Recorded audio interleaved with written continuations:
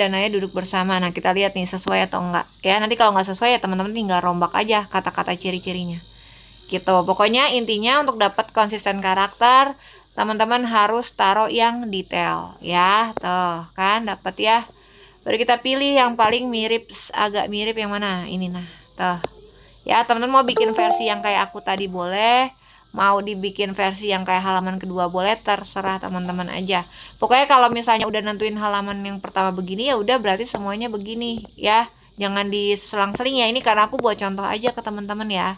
Makanya aku kasih 2 contoh. Gitu. Kalau misalnya belum begitu mirip Kak, ya udah teman-teman generate lagi aja. Sampai dapat yang paling mirip gitu ya. Nah, kalau kayak gini setiap generate gambar kayak gini kan Canva teman-teman yang nggak pro itu dia terbatas. Ya, jadi makanya 400 kali aja gitu. Setiap klik cari gambar itu teman-teman kepotong 1. Gitu ya. Kalau kalian udah pro, nah itu nggak terbatas. Nah, belum ada nih mirip, yang paling mirip ini. Udah biarin aja ini ya. Seperti itu. Udah tinggal kasih teksnya aja. Kasih teks, anggaplah ini ya teman-teman ya. Kalau kurang jelas ya ganti aja nih warnanya. Atau teman-teman juga boleh misalnya mau ditambahin kotak teks. Kotak teks itu cari di sini text box namanya. Cari di elemen. Bisa buat kotak teks. Kayak gini. Ntar ya aku coba contohin sedikit.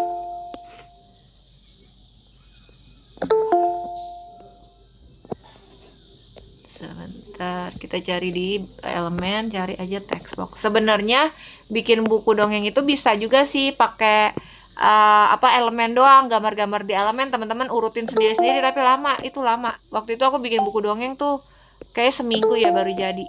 Karena harus nyariin satu-satu detail-detailnya. Kalau ini kan langsung jadi. Nah, ini text box ini buat jalan ceritanya, bisa juga kalau teman-teman mau pakai beginian. Nanti tinggal itu aja ya, taruh teksnya di dalam sini kayak gini nih. Tinggal dikecilin aja itu ya. Paling tutorial buku dongengnya begini aja. Nanti teman tinggal urutin aja ya sesuai yang tadi udah aku tutor ya. Diulang-ulang aja pokoknya sampai halamannya selesai. Udah jadi gitu. Kalau kayak gini kan bisa nih dia warna hitam. Tuh. Ini mau ditipisin, teman-teman klik aja nih yang kayak catur nih. Tuh. Biar dia tetap kelihatan belakangnya, tapi ini apa namanya? Ada tempat teksnya. Jadi kelihatan gitu. Seperti itu ya. Oke, kalau sudah, nanti teman-teman jangan lupa bikin cover. Kalau covernya, nanti teman-teman ulang aja desainnya ya. Minta desain cover di ChatGPT gini. Ini misalnya. Sorry. Deskripsi kok desain sih? Deskripsi gambar cover. Nah, biasanya dia kok buang kan tuh ya. Buatkan, nah dia ngerti kok. Lah.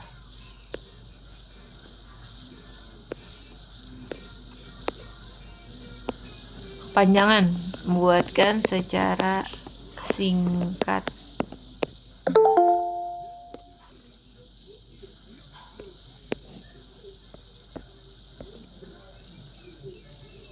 Nah, nih.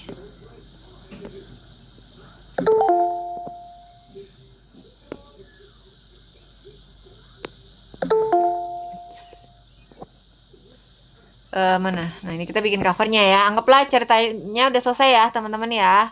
Kita dibikin cover. Sama aja sih, kurang lebih cover tuh sama.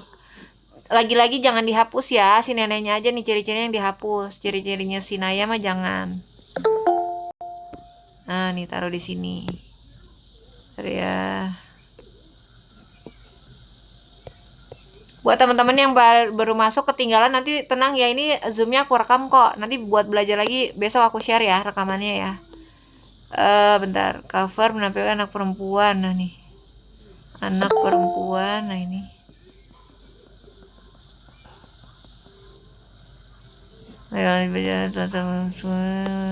pastel.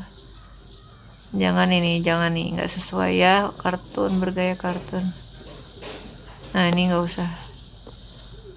Ilustrasi, nah dari sini dihapus. Oke, baru generate lagi.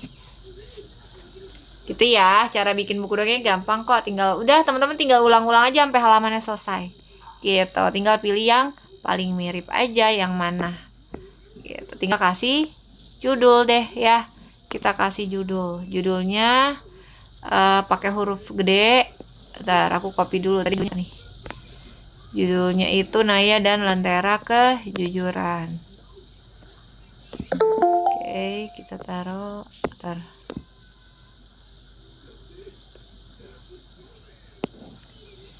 Taruh di sini.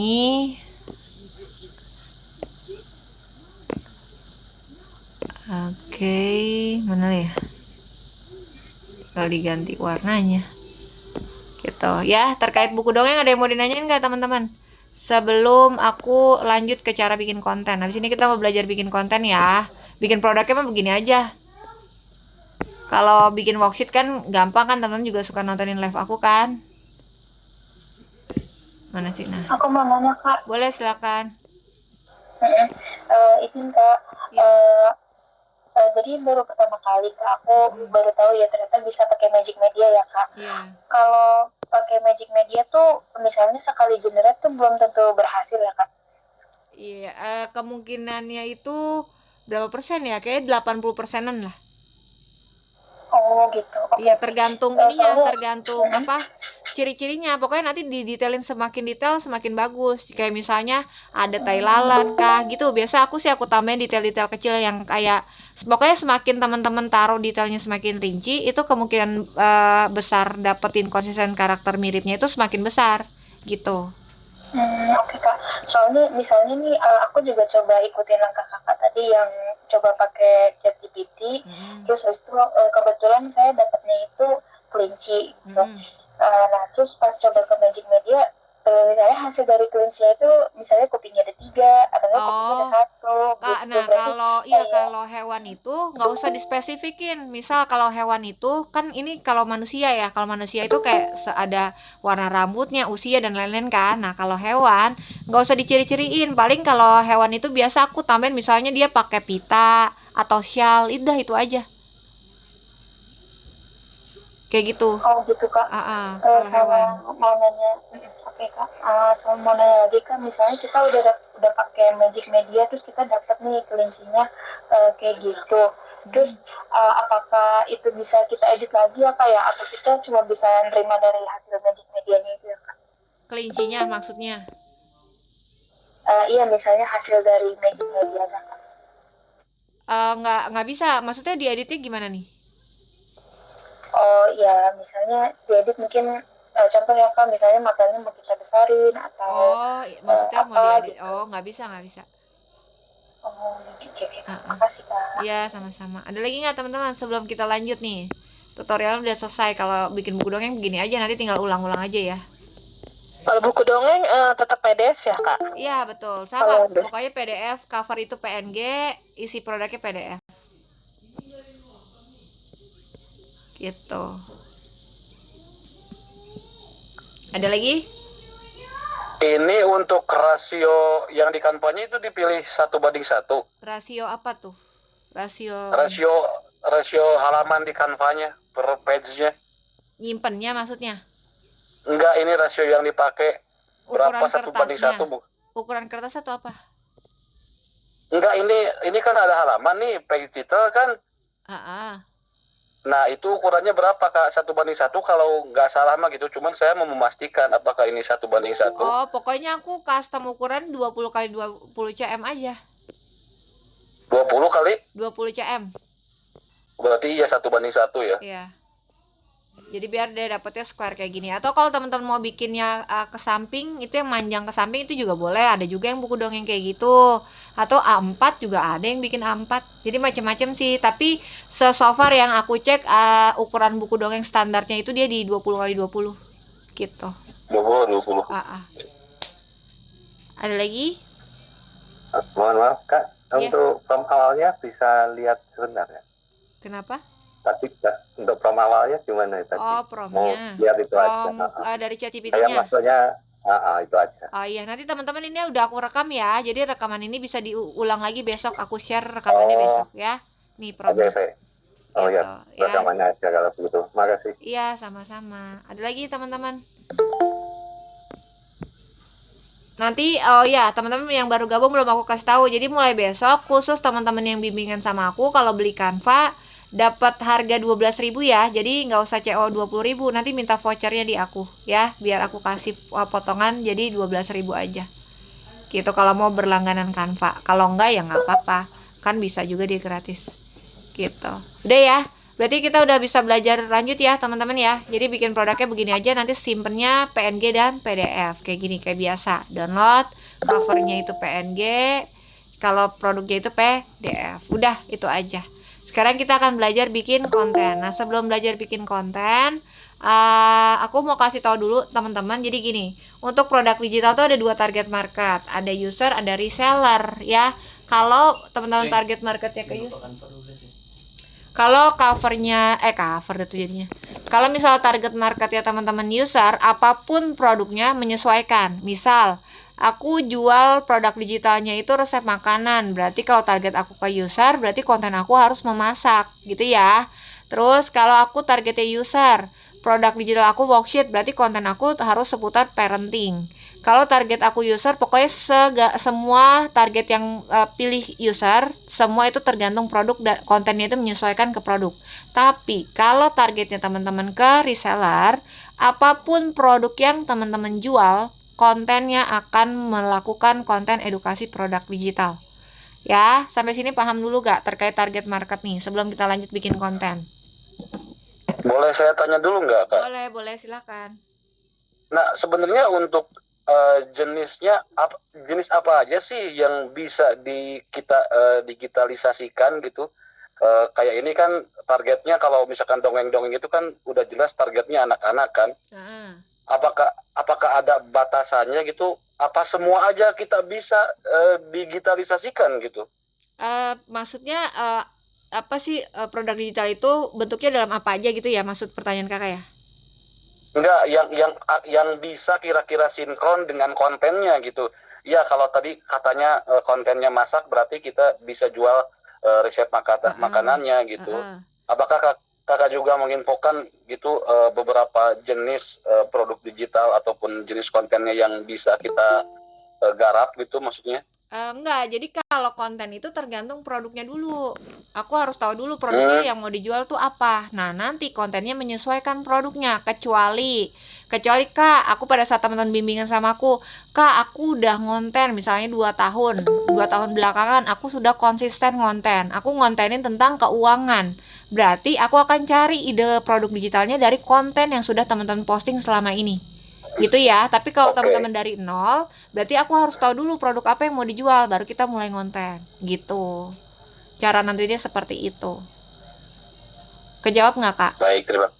Ya, Kejawab. udah ya. Terima kasih ya, Kak. Oke, kita lanjut ya. Ada lagi nggak teman-teman sebelum aku lanjut terkait target market ini? Boleh nanya sebentar deh. Iya, gimana? Saya kan pemula begitu, lagi bingung mau jualan produk yang mana begitu. Saya kan reseller begitu. Yang kemarin kan belum itu sama saya. Oh, Ya, baik. Ya, makasih.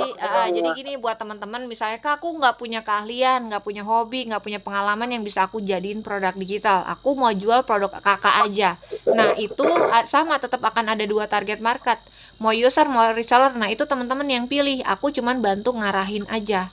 Ya, jadi aku nggak paksa, nggak ini aja nih yang lagi rame, enggak. Kalau teman-teman lebih nyaman ya bikin kontennya parenting ya silakan, misalnya produk digitalnya worksheet ya. Ini bukan di luar, selain worksheet ya jangan nyamain kontennya parenting. Ya, misal teman-teman mau jual worksheet, fokusnya jual produk digital anak dengan target market user. Ya udah berarti kontennya full konten parenting, udah pasti nggak mungkin konten yang lain. Kenapa? Karena dengan cuman topik itulah yang teman-teman akan bisa narik orang-orang tua yang follow akunnya teman-teman.